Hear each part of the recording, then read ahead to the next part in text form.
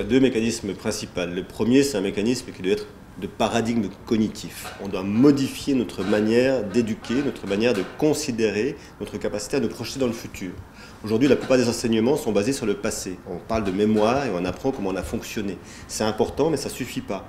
Il faut vraiment aujourd'hui qu'on passe le cap de faire comprendre aux humains comment ils peuvent imaginer un futur, le conceptualiser pour ensuite se plonger à l'intérieur. Et aujourd'hui, toutes les notions environnementales, toutes les notions médicales, toutes les notions liées à des virus par exemple, vont passer par cette capacité qu'on aura de vouloir projeter un autre monde différent et de commencer concrètement à le bâtir. Si on ne fait rien, ça ne se passera pas très bien. Ça, faut être très clair, les choses vont quand même très vite. Et je dirais qu'aujourd'hui, il y a deux attitudes qui ne marchent pas. C'est le pessimisme qui dirait c'est foutu et finalement on ne fait plus rien. Et c'est l'attentisme qui se dit on verra bien ce qui se passe. Ces deux fonctions ne marchent pas. Donc aujourd'hui, on doit vraiment être dans une conjugaison d'actions communes de tous les pays, de tous les citoyens, les citoyennes, partout. Il y a personne qui n'a pas l'intelligence pour pouvoir comprendre une situation. C'est simplement la manière dont on va lui apporter à cette personne cette situation.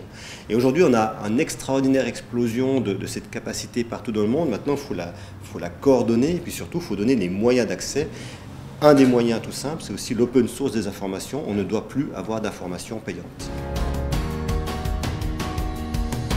Je crois que la première chose, c'est d'éviter le repli. Ce qu'on a vu avec le Covid, c'est un repli des sociétés, un repli des humains sur eux-mêmes. C'est exactement le contraire qu'il faut faire. On le voit, les grandes catastrophes, qu'elles soient nucléaires, comme il y a eu à Tchernobyl, virales, comme il y a aujourd'hui, ou écologiques, comme elles vont être de plus en plus prégnantes dans le futur, elles ne connaissent pas les frontières. Elles ne connaissent pas les décisions de se dire là tu vas pas.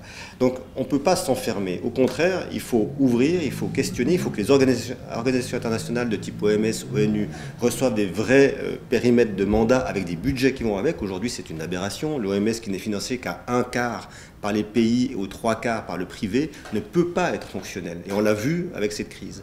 Donc je dirais qu'il faut redéfinir notre volonté commune de coopération et vraiment donner accès à une capacité de vouloir respecter une chose très simple. Tout ce qu'on doit faire aujourd'hui est pour préserver le vivant, et l'humain fait partie du vivant.